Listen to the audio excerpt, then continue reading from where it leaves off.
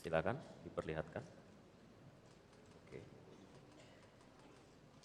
Perkotaan. Baik, selanjutnya Ibu Retno Agustina Eka Putri untuk mengundi huruf A, B, atau C.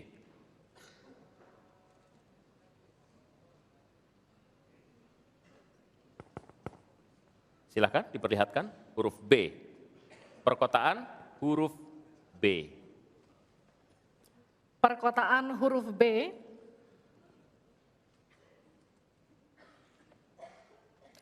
Kita akan buka amplop pertanyaan yang masih disegel. Dan kami kembali ingatkan kepada para calon wakil presiden untuk mendengarkan dengan seksama, karena kami hanya akan membacakan pertanyaan satu kali. Pertanyaan untuk calon wakil presiden nomor urut 1, Bapak Muhaimin Iskandar. Dengan subtema perkotaan.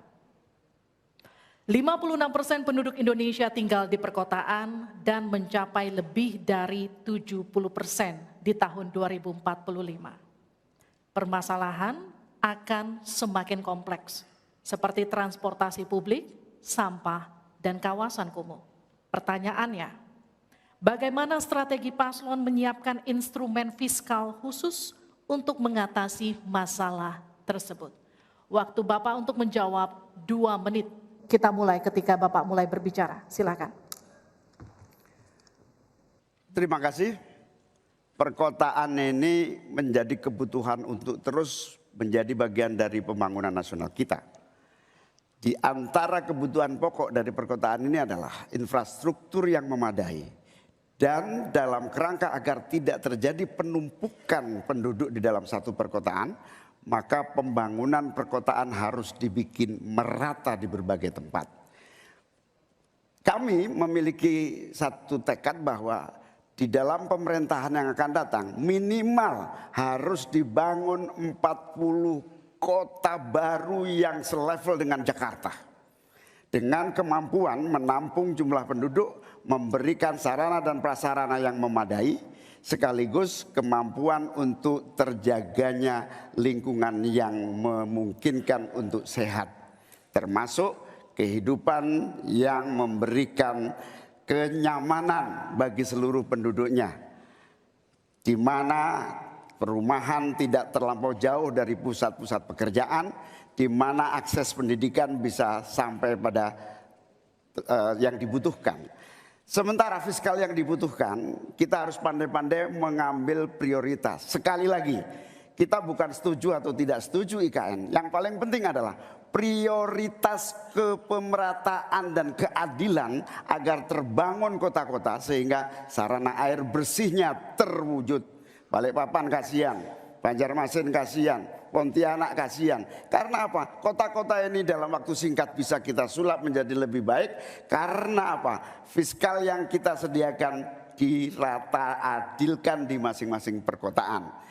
Terakhir, bahwa perkotaan membutuhkan pendanaan, kita harus libatkan investasi swasta yang kita beri kepercayaan lebih baik lagi. Terima kasih. Saya berikan kesempatan kepada Pak Gibran, Cawapres nomor 2 untuk menanggapi. Waktu Anda 1 menit, silahkan. Gus Muhaimin ini agak aneh ya. Pengen bangun kota selevel Jakarta tapi nggak setuju sama IKN. Tapi ya monggo lah ya, nggak apa-apa. Yang jelas untuk permasalahan perkotaan kita harus menggarap transportasi umumnya.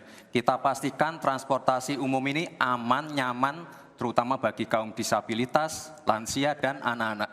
Lalu kita pastikan transportasi umum ini ada digitalisasinya. Sekarang kan sudah ada teman bus. Nah ini harus kita replikasi di beberapa kota juga. Lalu untuk mungkin di level-level kota kecil kita pakai skema buy and service. Sehingga masyarakat bisa mencoba menggunakan transportasi umum secara gratis. Lalu untuk masalah kumuh, nah ini perlu kolaborasi. BSPS dari Kementerian PUPR, RTLH dari Pemda, dan juga CSR dari swasta. Terima kasih. Harap tenang. Terima kasih. Waktu Anda masih tersisa? Habis? Cukup. Ya. Selanjutnya calon wakil presiden nomor urut 3, Bapak Mahfud MD untuk menanggapi. Waktu untuk menanggapi 1 menit Bapak. Kita akan mulai ketika Bapak mulai berbicara. Silakan. Ya, Cak Imin, saya agak kaget juga mau membangun 40 kota selevel Jakarta. Ya, apa itu bisa dilaksanakan 5 tahun Bapak menjadi presiden dan wakil presiden? Berapa kota dalam 5 tahun? Ini IKN aja sudah puluhan tahun baru dilaksanakan, itu pun yang investasi baru dalam bentuk janji, belum ada yang melaksanakan. Nah gitu kan. Lalu saudara 40, luar biasa menurut saya, 40 kota selevel Jakarta yang sudah metropolitan seperti itu. Lalu juga pembiayaannya menurut Pak Muhaimin. Kalau nanti kita membentuk 40 kota itu, pembiayaannya itu APBN, APBD, atau perlukah lembaga khusus seperti tadi ditanyakan oleh panelis melalui moderator. Ini perlu dijawab dulu agar semuanya tidak spekulatif. Selesai. Baik. Mohon maaf waktu Anda habis. Kami akan kembalikan ke Pak Muhaimin. Mohon tenang, belum selesai. Pak Muhaimin, waktu Anda untuk menanggapi atas tanggapan dari Pak Gibran dan Pak Mahfud. Waktu Anda silakan. Ya, yang saya sampaikan seperti Jakarta itu memiliki standar upaya sampai menuju Jakarta. Di mana tentu kota-kota yang potensial cukup disentuh dengan beberapa anggaran yang menumbuh kembangkan. Misalnya Pontianak. 1 tahun cuma 1 triliun. Bagaimana kalau 1 tahun kita bisa investasikan pengembangan kota hingga 3 triliun, 5 triliun. APBN kita cukup. Apalagi kalau seperti yang sampaikan Pak Gibran tadi, melibatkan berbagai cara pembiayaan yang melibatkan baik itu swasta maupun CSR. Jadi apa yang saya sampaikan selevel Jakarta itu target utama. Tetapi yang lebih penting dari itu adalah infrastruktur yang dibutuhkan dipersiapkan dari potensi yang sudah ada. Sehingga dalam waktu singkat kota-kota 40 kota itu benar-benar sudah menggunakan potensi yang sudah dimiliki yang ada. Habis. Mohon didengarkan dengan seksama karena kami hanya akan membacakan 1 kali. Pertanyaan untuk Bapak Gibran Rakabuming Raka dengan subtema infrastruktur. Dalam 5 tahun biaya infrastruktur pada proyek strategis nasional sebesar 2.385 triliun rupiah dari APBN. Sementara untuk infrastruktur sosial seperti sanitasi dan air bersih masih memprihatinkan. Pertanyaannya, bagaimana strategi paslon untuk memastikan penyediaan infrastruktur sosial tanpa membebani keuangan daerah? Waktu Anda untuk menjawab 2 menit, kita akan mulai ketika Anda berbicara. Silakan. Baik, terima kasih. Jika kita bicara masalah sanitasi dan air bersih, ini nanti nyambung ke masalah stunting. Untuk masalah sanitasi, ini perlu kolaborasi banyak pihak. Misalnya apa yang sudah saya lakukan di Solo. Kita membangun IPAL komunal di perumahan padat penduduk. Ini penting sekali. Lalu untuk kebutuhan air bersih, kita juga bekerja sama dengan kabupaten sekitar, misalnya dengan Wonogiri, Klaten, untuk mendapatkan air bersih. Kita juga sekarang sudah ada proyek strategis nasional, membangun beberapa bendungan dan embung. Ini nanti juga penting untuk meneruskan program pengairan nasional yang nanti berguna untuk pengadaan air bersih dan juga untuk mengairi sawah. Ke depan, masalah sanitasi dan air bersih ini penting sekali. Karena kami dari paslon nomor 2 ingin menyiapkan generasi-generasi emas yang sehat dan pintar. Kalau kita mengintervensi masalah stunting, kita juga harus mengintervensi tempat tinggalnya juga. Kita tidak bisa hanya memberikan gizi tambahan untuk ibu hamil dan lain-lain, tapi kita tidak menyentuh rumah tinggalnya. Jadi ini harus dikerjakan secara paralel. Stunting kita kerjakan, pemenuhan gizi kita kerjakan, sanitasi, drainase, air bersih, kawasan kumuh, ini harus kita selesaikan juga secara paralel. Terima kasih. Masih ada waktu? Cukup Pak? Cukup. Baik, saya berikan waktu untuk Pak Mahfud untuk menanggapi jawaban dari Pak Gibran.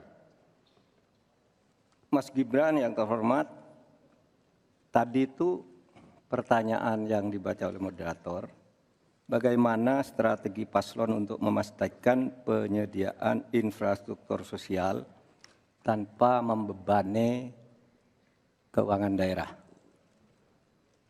Kayaknya belum terjawab. Tadi yang dijawab tuh infrastruktur fisik semua tuh. Infrastruktur itu kan ya ada infrastruktur sosial, ya itu yang penting. Kemudian regulasi. Bagaimana Anda menyiapkan regulasi sekarang ini agar semua itu bisa berjalan dengan baik? Nah, kalau infrastruktur fisik mungkin sih bisa saja di utak-atik dari APBN, APBD gitu. Ini untuk ini. Tapi masalahnya kita punya problem dengan infrastruktur sosial seperti yang ditanyakan tadi. Nah, itu saya kira yang perlu dijelaskan lebih jauh. Selesai. Waktu Anda habis, baik. Kita akan ke calon wakil presiden nomor urut 1, Bapak Muhaimin Iskandar untuk menanggapi. Waktunya 1 menit. Infrastruktur yang disampaikan Pak Gibran menjadi bagian dari yang perlu disediakan. Tapi infrastruktur sosial atau infrastruktur kerakyatan, pada dasarnya kita bisa melibatkan semua pihak untuk hadir dan memberikan solusi. Contohnya infrastruktur gedung-gedung sekolah yang memberikan kesehatan, kecerdasan bagi masa depan anak didik kita. Apa yang bisa kita lakukan? Misalnya kita bebaskan pajak buat seluruh penyelenggara pendidikan supaya fiskalnya terpenuhi, supaya pendidikan bisa terjangkau, sehingga semua bentuk pendidikan, semua bentuk yang berkaitan dengan pencerdasan kehidupan masyarakat kotanya, maka dibebaskan pajaknya. Ini seperti yang sudah dilakukan di Jakarta, yang ini bisa kita tarik ke tingkat nasional. Infrastruktur sosial tercipta dengan pemerintah memberi fasilitas yang memadai. Cukup, Cukup Pak? Bapak? Cukup. Baik. Kita stop, countdown. Tenang. Saya berikan kembali waktu untuk Pak Gibran untuk menanggapi atas tanggapan dari Pak Mahfud dan Pak Muhaimin. Baik, terima kasih. Mungkin Prof. Mahfud dan Gus Muhaimin kurang paham dengan apa yang sudah saya paparkan. Saya tadi juga bicara masalah infrastruktur sosial, stunting itu loh Pak. Ya, tapi nggak apa-apa, saya perjelas lagi. Kita punya program makan siang gratis. Banyak yang nyinyir, tapi sekali lagi Pak, program makan siang gratis ini adalah investasi menuju Indonesia emas. Program makan siang gratis 400T ini adalah stimulan untuk ibu-ibu, warteg-warteg, warung-warung, catering-catering yang ada di daerah. Bayangkan 400T mengucur ke daerah-daerah. Semua ibu-ibu ikut memasak makan siang untuk anak-anak kita. Itu Pak yang saya maksud dengan infrastruktur sosial. Program makan siang gratis, investasi ke depan untuk menuju Indonesia emas. Terima kasih.